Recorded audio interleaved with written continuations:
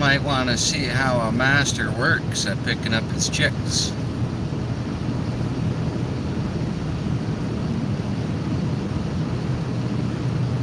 So, as per usual, we're impromptu, out of the blue. Might catch a lot of people off guard, just like a haymaker from the left.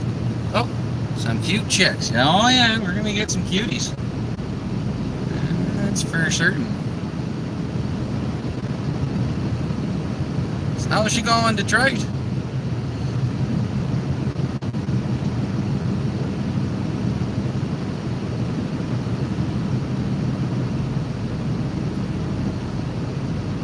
We'll go get some two chicks.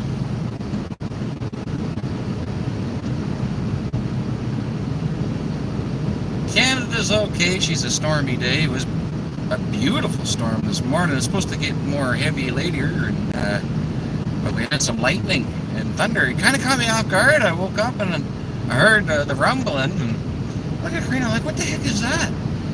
And it kind of took me a second. I was like, oh geez, it's thunder. More thunder, and I haven't heard that in quite some time. Chris, how's you going? Good morning. Oh, Chippy, thanks, brother. The Cheeky Chip Traveler Helper. Thanks, dude. You guys don't have to do them super chats. I appreciate it though, but YouTube takes a slice, right? They take that 30%, so you don't have to do that. But I guess whatever comes through and it helps, and I really appreciate that. We're gonna I figure pick up the chickies, and I'll show you how it's done. It's gonna be kind of somewhat of an informational live feed, but more like fun, Just love you guys so darn much, and such a stormy gosh darn day, so I don't know that I'm in a hurry to do anything today, so let's do a live feed, have some fun, go pick up some cute chicks. And we'll show you how we get them in the brooder and whatnot. How we put them to bed there. It's pretty simple really. If you're getting day-old chicks, what you do is you get them home, make sure your brooder is already up to temp the day before, and you don't want cold water in there either, so you make sure your water's in there beforehand. And you dip their beaks as you put them in the brooder, so they make sure they drink the water. It's that most important thing, is you don't want them dehydrating themselves to death. So I don't even put food in right at the beginning. I just put water in, and we stay kind of focused on the water for the first hour and a bit. Just so everybody learns how to drink out the water and make sure that their quenches their thirst, or geez Louise, their thirst is or quenches something like that. Oh geez, feel free to give that a downvote. Anyways, we'll show you what I do there. It's kind of a fun, fluffy process because I get to pick up each individual little fluff ball. And, I mean, you kind of check them out. You make sure that they don't got a poopy bomb and that their legs aren't splayed. Not that these guys come from overly too far. I think the hatchery is about 2 or 3 hours south of here. So they come from Frey's Hatchery, which that's the biggest hatchery in Ontario that I know of, anyway. They pretty much supply all the Tractor Supply stores and our local feed store. So, yeah, just kind of spur of the moment, and I was halfway there, and I was just like, you know what? Why not? We'll hang out with the guys and gals there from the YouTube communities. And we'll show. I think I did a little video last year setting up brooders. So, we've already covered it. I mean, if you really want to learn how it's done, go watch Justin Rhodes. That guy's the king.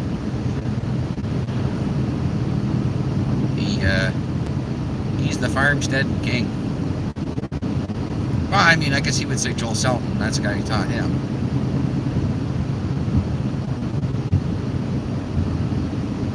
Oh yeah, she's a damp, moist, rainy old day, so I'm not in a hurry to do much.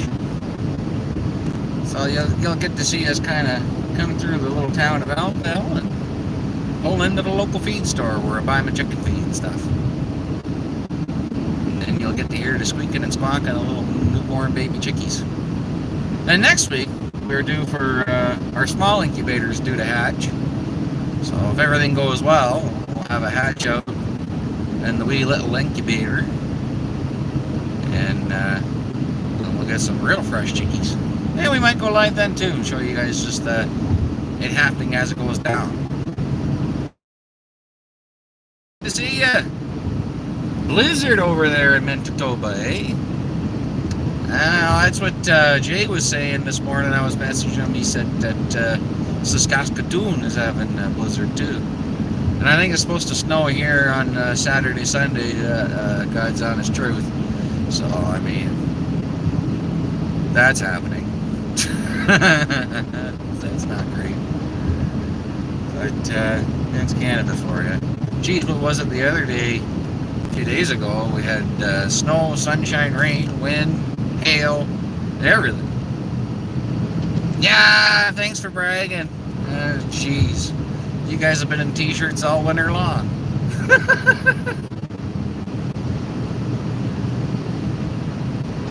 That pizza truck you guys built there, you and Art, my gosh, that's a slick looking unit. And them pizzas look real good. Don't know that I've ever had a sauce pizza, but I might have to try that. You know, sometimes things in their simplest form is just fantabulous. I mean, you look at garlic bread, right? Bread, butter, garlic. Yeah, buddy. Uh-oh.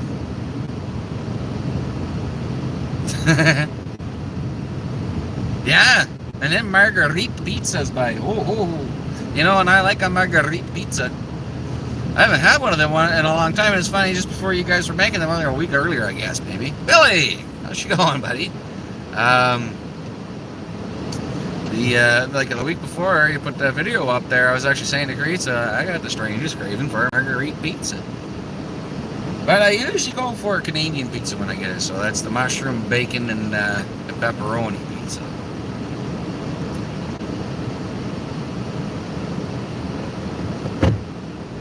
Earl. Good old Jippy. Yeah, now I'm hungry. Now, see, this is the town where we actually order pizza from. It's the place called Life's a Slice here in Elbow. Owner's a nice fella. He usually comes and delivers personally.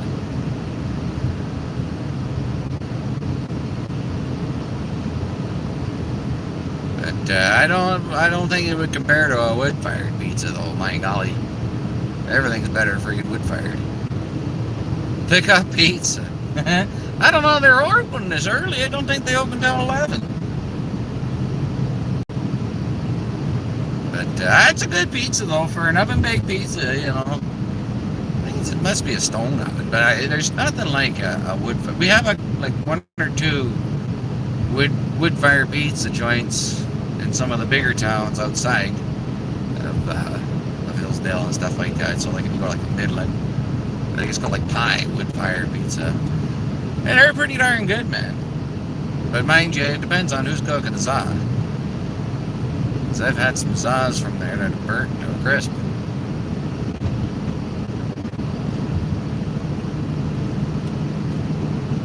But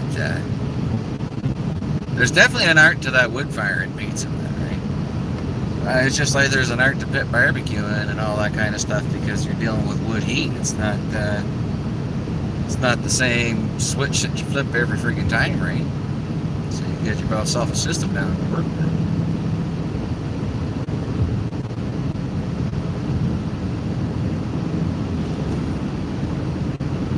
And by golly, I almost got to boycott your channel, Eric, because every time I watch it, I snack or I get hungry and I gotta eat. I'm getting fat, man. It's not cool. I'm just kidding, but I'd be getting fat regardless. It's almost Easter.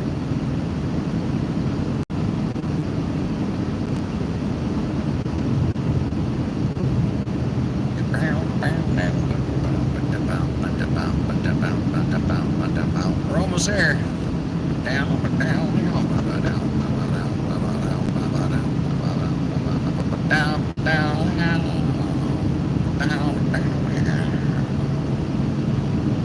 Get some chickies here. They need a whole lot of love. need a whole lot of love. I need a whole lot of love.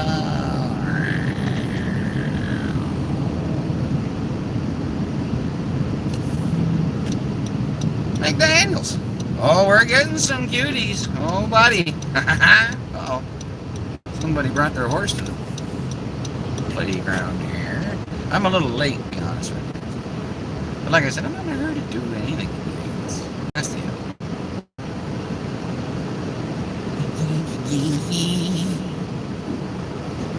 Just so I'm not filming anything I'm not supposed to be filming. Property.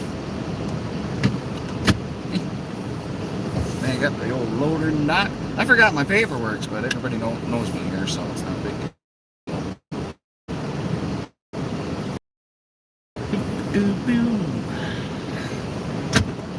Alright, be right back.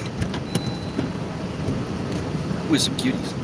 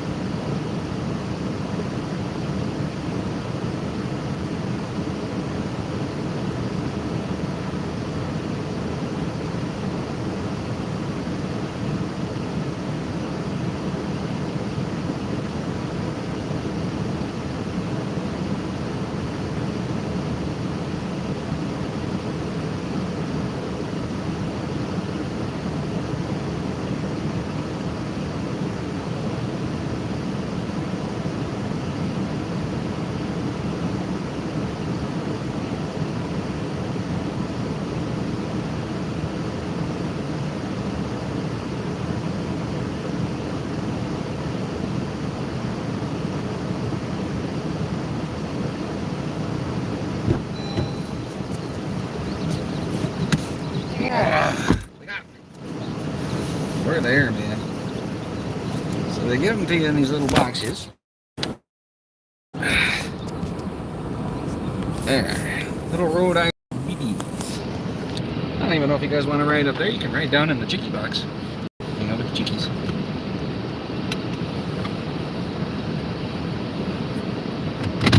Yeah, I think it's 24 or 26 of them. They usually give you a couple extra too.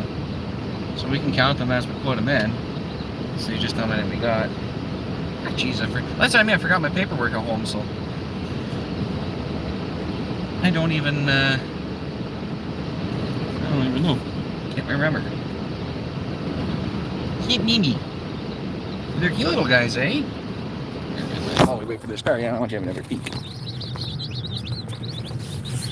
You cheeky babies. Oh, yeah, them some cuties. See, and when we go out to pick up chicks, we don't just get one. Oh, we're good at what we do.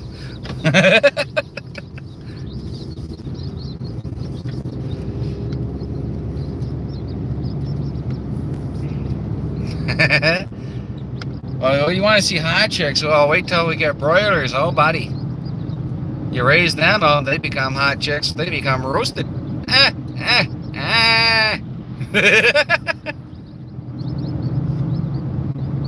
Spring break, yeah. We're actually a quiet batch.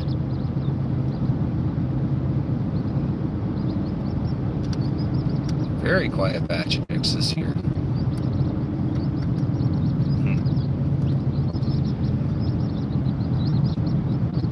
But they are tweet little things.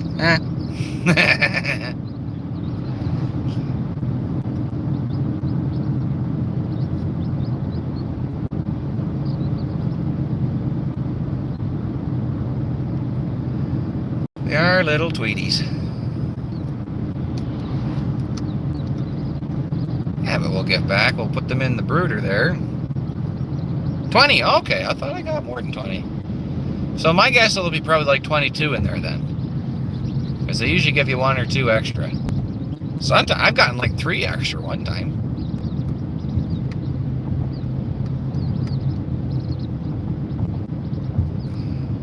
Because they can't guarantee when there's that high a volume and they're shipping so many at a time, and they can't guarantee everything's going to make the trip, right? So I think that's why they give you the extra 1 or 2. But I never had a dead chick in my box. Everybody's been alive from the day I picked up, or from the moment I pick them up at the store to the moment I bring them home. If you lose one, it's usually the next day or 2. And that's not always your fault.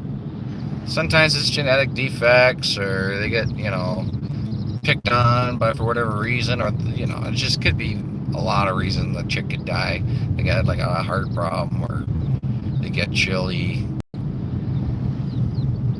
A lot of things can happen with them. They're very fragile when they're brand new. And that's your job. You're basically mom for the first little while, right? So you're kind of looking after them, making sure they're warm, they got water and food, and everything's clean. So you'll see in our brooder, we don't even use shavings at this point. We use paper towel. Because what I found over the years with the shavings, when they're young and all that, they try and eat the dang things. So you want to teach them what's food, what's water, and it's just easier with the paper towel. And it's kind of easier to clean at that first little bit too. And the shavings can also be a bit of a pain later on, because if they get in the dish and all that, they make a mess, and it gets it absorbs and sponges it, like seeps it out of the dang dish. So there's a whole trick where you got to prop that sucker up, and it's a whole affair. But yeah, it's just the first bit, and then go on a little bit of paper towel, and that seems to work real nice.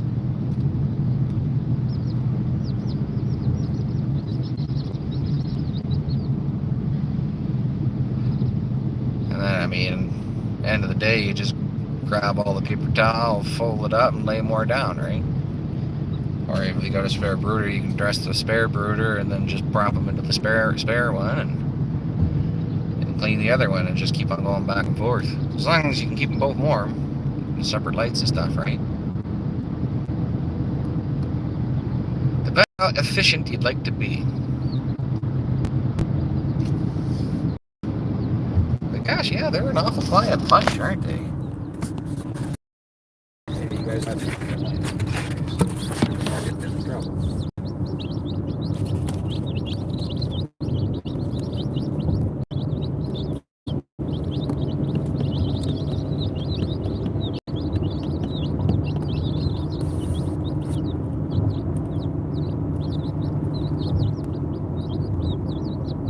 Yeah, we use heat bulbs.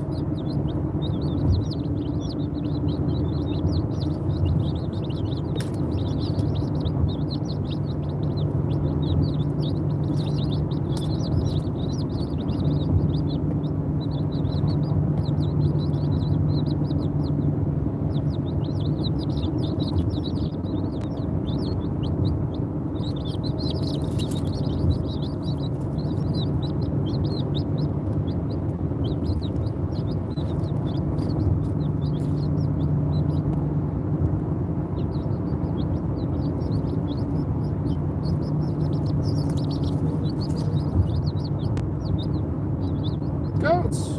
Lumberjack!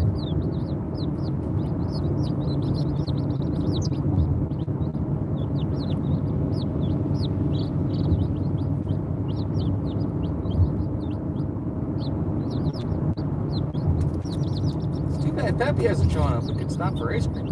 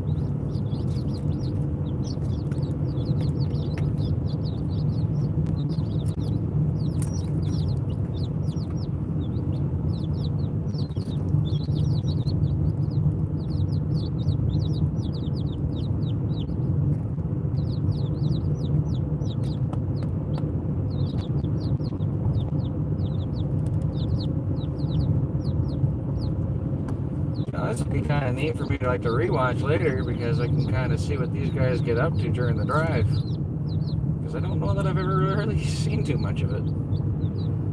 Bet you they're just kind of sitting there, keeping each other warm. They're probably scared, you know. They're brand new. I mean, they just came into the world yesterday and they've been nothing but shifted and handled and moved ever since, right? So it'll be nice for them to get into the brooder somewhere where it's nice and calm. They can finally settle down and start becoming chickens. Start unleashing the chickenness of the chicken.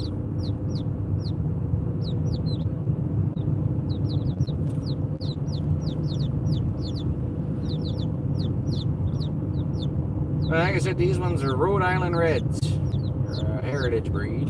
They lay a brown egg. And you look after them, they'll lay a butt nugget every day. So you got 20 layers, that means 20 butt nuggets a day. Simple math. As they get older, they're not as productive, right? But look after them, they'll stay pretty productive for a long time. Hey, Matt. Chicken tractors are really good. So yeah, for raising them out, I've got chicken tractors. Then we also use those for raising out meat birds, but we're gonna try something different this year. I'll still raise out the Rhode Islands and mobile coops potentially. I might have an enclosure for them. We'll see it's available come the time. I had to put the geese in an enclosure, and same with the turkey Wayne, because I guess Wayne the turkey the other day he chased out a goose into the middle of the road, and I don't know if you ever heard the White Album by the Beatles. Well, I guess he must be a fan of that song. Why don't we to do it in the road? Because he mounted the goose in the middle of the road and was stopping traffic. So that was an ordeal. Spring's in the air. But anyway, so he's in an enclosure now. He's in timeout until he gets his hormones in check.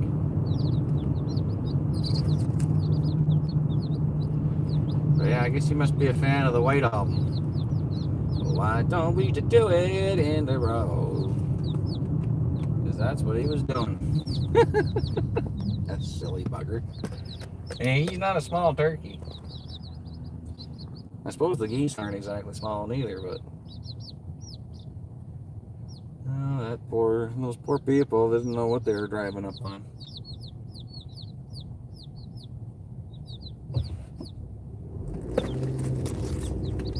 Why don't we do it in the road?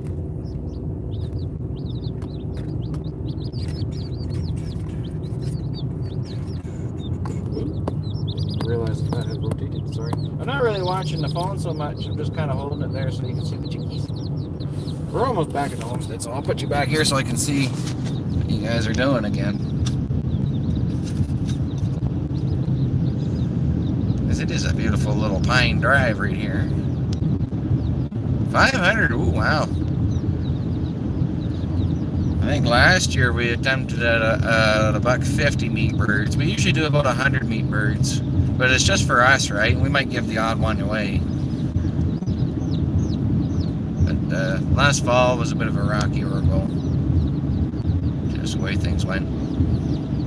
So we didn't get all our meat birds harvested, and some of them we wintered. And they're still around, and I still gotta harvest them. And I just, yeah, I'll do it. Just gotta set aside a day.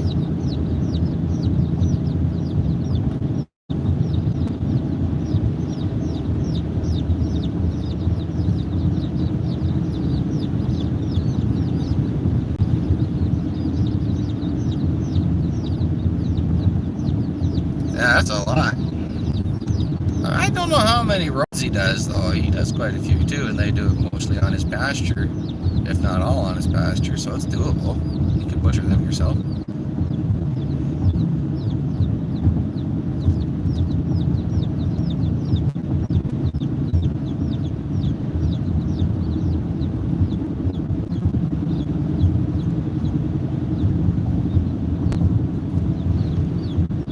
That's a lot of processing, though. 500 birdsies. Definitely wouldn't be doing that alone. Okay, splits it in half. That makes sense.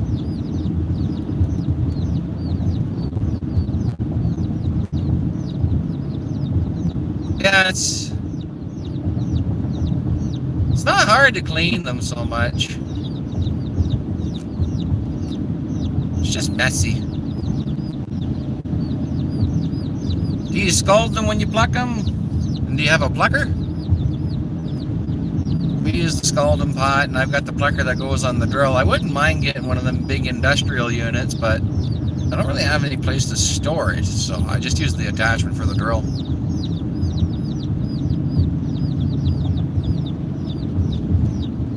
I know there's some guys that use paraffin wax to pluck them. So they dip them in paraffin wax and peel the wax off.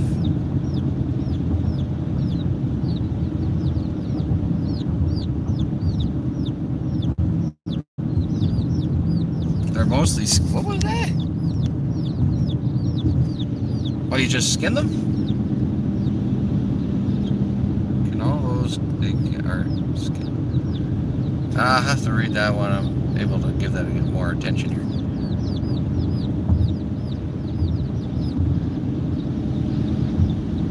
I mean, yeah, you get the odd ones and you breast them out, and you wing them out, and leg them out, and all that. So you get your drumsticks, your wings, and whatnot.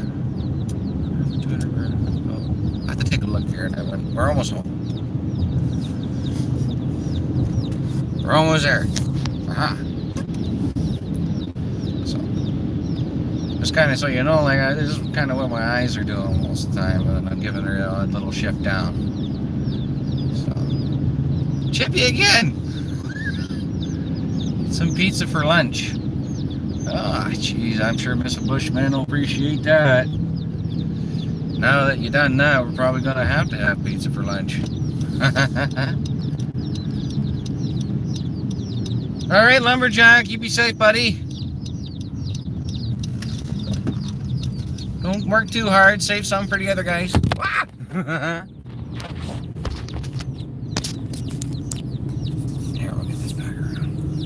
I just wanted to kind of show you that I'm having a hard time looking down. Yeah, no doubt, buddy. Them chickens are good for eating the ticks and bugs and everything else. I've even seen them chasing after butterflies, man. Them chickens are vicious.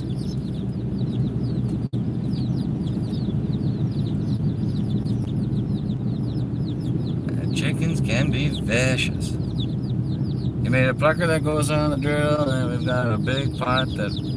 Yeah, that's what ours is a turkey fryer pot. It's actually just a big old stock pot. We started with a smaller stock pot, then when we started doing turkeys, that was a problem.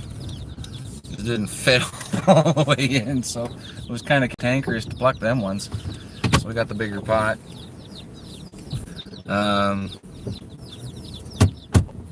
Yeah, we used to have guineas, but my gosh, do they wander. I don't know what happened with our token guinea fowl there, but she, our last one, she stuck around for a while and then all of a sudden wandered off. Probably sat on a clutch of eggs, I'd guess, and then got picked off by a raccoon or something. Gosh darn raccoons. Raven's excited. Yeah, because the guineas are really loud. Can you imagine just something that's just, you know, just for no given reason, just everybody in the world, it's silent. You get the little trick there. And then you get the guinea walking around. Lafarge! Lafarge is the worst thing you'll have ever heard.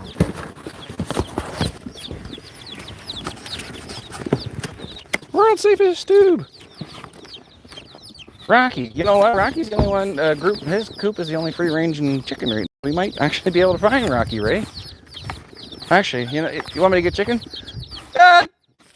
Here they come. Here. They're coming. Oh, I switched it. There's Rocco the rooster, Ray. He comes when I call him. And that's Rocco. Anyways, I gotta get these guys in before they get cold. So there you go, you finally see Rocco. Good timing.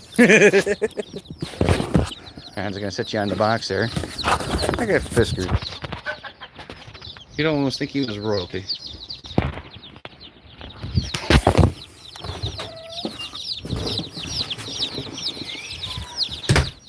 Alright. Oh yeah, probably because I hold it for the chickens that made the dogs upset. Alright, we gotta let Raven have a little peeky poo and then we can take these down to the brooder. Oh, look who's jumping. Yeah, you just hold Phoenix. There, switch camera. Oh, you know what it is? It's trying to connect to the house Wi-Fi. No, don't go grabbing them there, Hansy. Yeah, just look, don't touch. They're the birds. They're the babies. Yeah. Well, we got to get them down under the light so they get warm, okay? Yeah, see you later. Say bye-bye, babies. We'll see you when you're giving us breakfast. Whoop. Why, yeah, we'll visit downstairs, too. All right. Back on top of the box you go.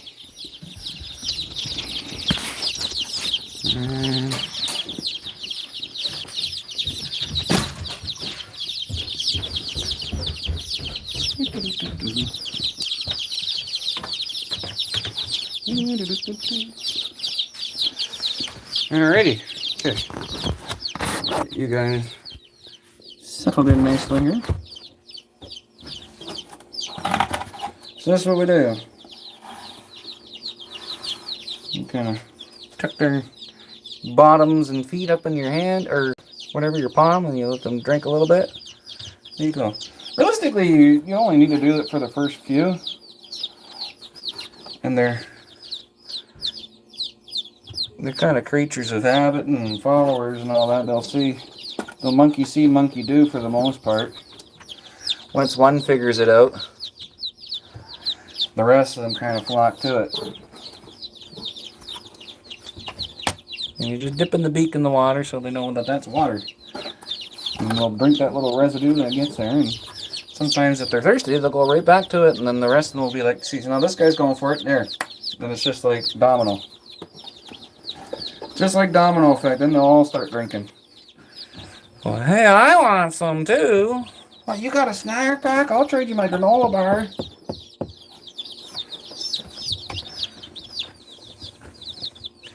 Oh, you got fruit gushers? Well, I got fruit roll-up. Can I have one? I'll give you a piece. Kind of deal, you know? You all get together.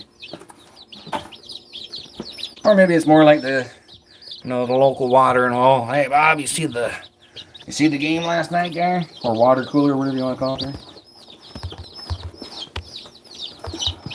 You see the game last night? Oh, yeah, man. Yeah, no. They're at least really bummed out last night. They really stuck it to them. It's difficult. Oh, there's one pecking the phone. That's always nice.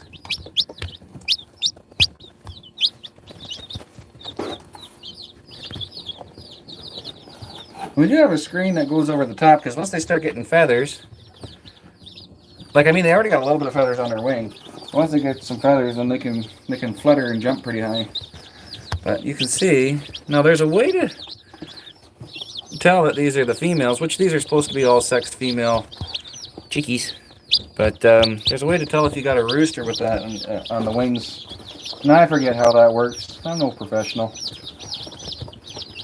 But generally, if there's one that's bigger and kind of carries themselves a little bit more, your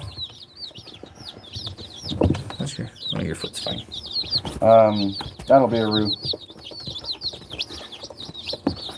They just grow a little faster. Oh, whoop. I thought that was a poopy bum for a second, but it was just a piece of the bedding in my hand. That's the other thing too. When you pick them up, just take a quick peek at their bum. Make sure their vent is good to go. Because you don't want a poopy bum. Because that Malconium poop's kind of sticky.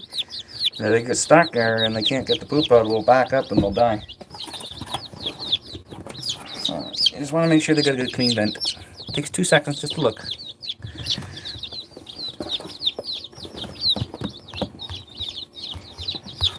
And then you'll see them, their first poops will be black.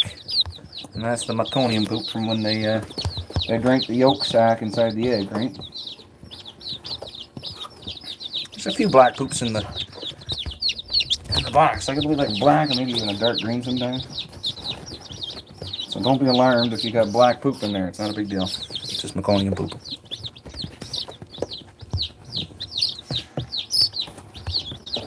And last but not least, oh, geez, I didn't even count these guys. Yeah.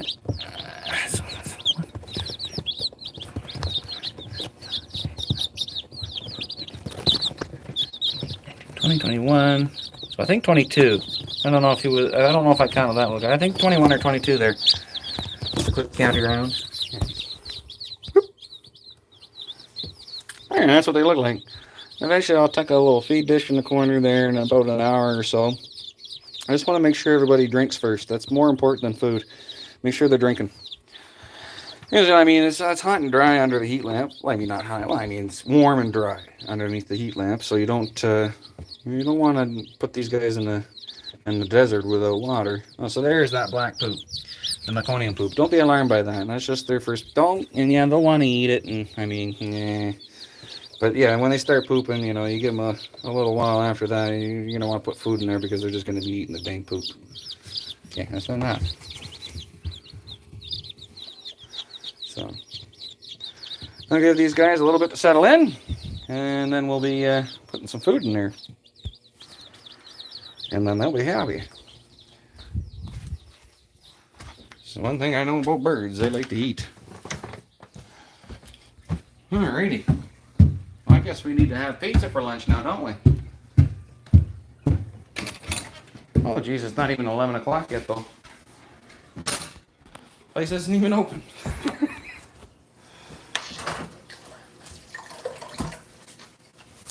Alright. So, I've been taking bottles of this down. We finished off the third run of maple syrup. So, I've been slowly but surely taking bottles down to the cold cellar. It's a nice dark run, isn't it? Really, really dark stuff. Go down in here. Show you the maple syrup stash. What we got going on? The house getting pretty full. Maple syrups. And of course, there's honey. But yeah, there's quite the maple syrup stash right now. Oh, what we got here? Are you not giving me green? Oh yeah, no problem. Oh jeez. Yeah, they're cute little buggers. Yeah. You know, they're stuck in the corner on paper towel on the odd one pecked it. It can't be too bad. Yeah, I'm gonna say because we got one more run on the boil, but I pulled all the taps. Even though it's gonna get cold this weekend, so there'll be a couple more nights where it might run, but I'm not worried about it. I mean, by the time we're done, it'll be about 40 or 50 liters of sap, which is what? However many gallons that is. Huh? I can't hear what she...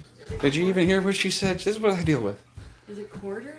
I forgot the ratio of what sap is to syrup. No, I'm talking sap, or syrup. I'm not talking sap. You think we're getting that much? Well, we've already got quite a bit on the stove and downstairs, and then there's that big pot outside, and she doesn't realize how much sap we get. She just goes through it all. Anyways, before we go, show you guys something. I don't suppose Muffler deletes here, is he?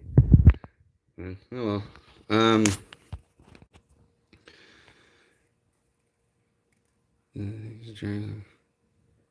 Oh, but anyways, here's a P42 that's going to Muffler delete. As you can see, like the spark plug's in there, but she ain't got no compression on. But that could be a lot of things, but probably a scorched ring or piston or cylinder. So if that becomes the case, then I'm going to send him a top end too. I got to find him a carburetor for it. And yeah, that's going to be mufflers because he was saying to me he wanted a P42, and it just so happened I come across this one, and by golly, she needs a lot of work, but I know he'll do it. So, you know, instead of it just being torn down as a parts machine here, I'll send it to him, and I'll try and make it as complete as I can. And then as he needs parts, he can just let me know, and I'll send him the pieces as he needs it. And he can build that up however he wants. I'm also working on something with a P41, but I'll save that. So I don't know if I'm going to be successful with it or not. It could be a glorious fail. But if I'm successful, I don't think there's going to be a European saw alive that could take down what I'm building. Anyways, that P41 is going to Pennsylvania. I just got to go out to the shanty and pick out a carburetor. And I think I'm going to give him this high performance thing, because knowing him, he'll be able to figure out a high performance air filter for it. And knowing him, he's going to make a high performance saw out of it. So I'll do it that way. And I'll just go pick up. I might even have a carburetor in here that'll fit it. But at any rate, Kim, how's she going? You know what? Heck, let's go pick out a carburetor for muffler right now. Let's try enough. I know exactly where there's one. And that's what we can do. We'll box that saw up for muffler. We'll get her on the go. But yeah, those P42s, they're actually kind of an uncommon saw, so realistically, it warms my heart that he wants to build it and keep it alive. Oh yeah. Those things are so mouthy. I guess they probably want some more pellets. Yeah, we'll bring them then.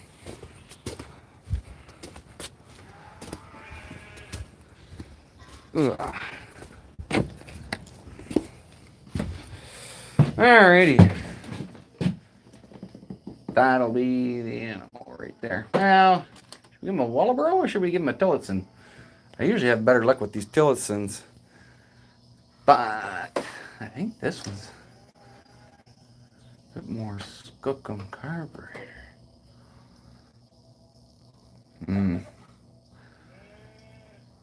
that's a big son of a bitch. Yeah, I think this is off of a 40 series, so we'll give him the Tillotson. Pretty certain that's off of it.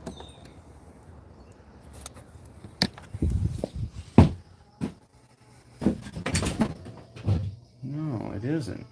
That's the wrong carburetor. Ah.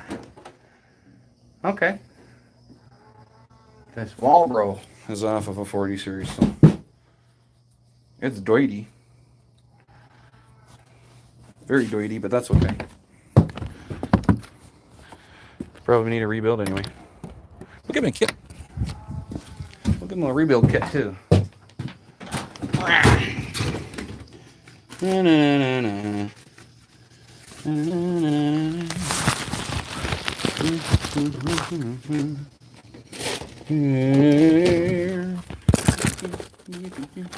Hey, look, you see by them old, new old stock 1010 filters if you need them. You can even get the 610 filters still.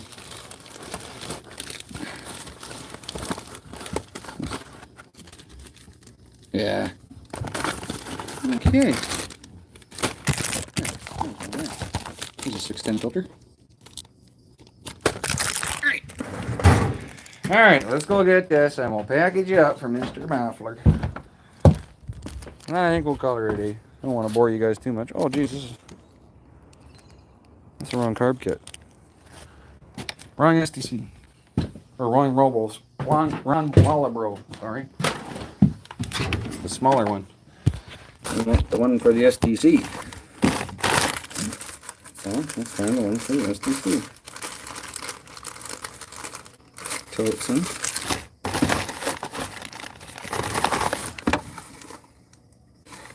T20. We have it. We're just gonna find it. Yeah, STC. That's what we're after.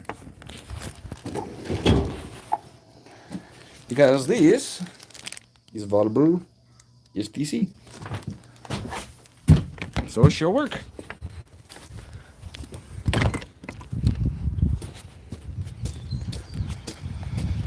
Alright. Let me see, can't even see the chat anymore here.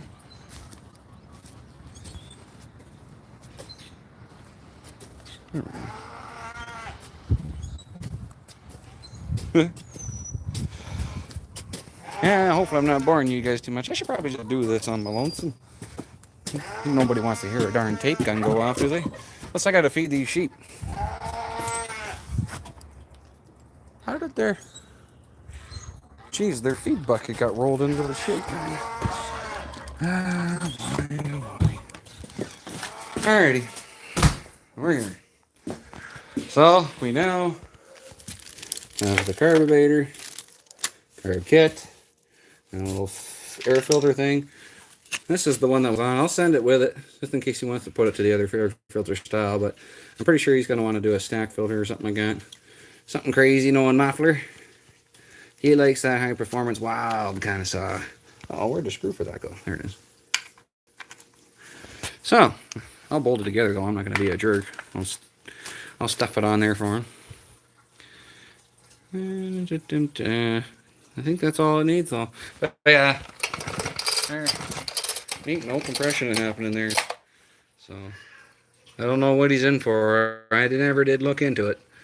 But go check out Muffler's channel, because this is where it's going to go, and this is where it's going to get sorted. So, anyways, I think on that note, I'm going to get that button together. I got to go feed the sheep first, and for those dealing with the blizzard, that sucks, but hopefully that's here. So, till next time, you guys all take her easy, and thanks for coming along.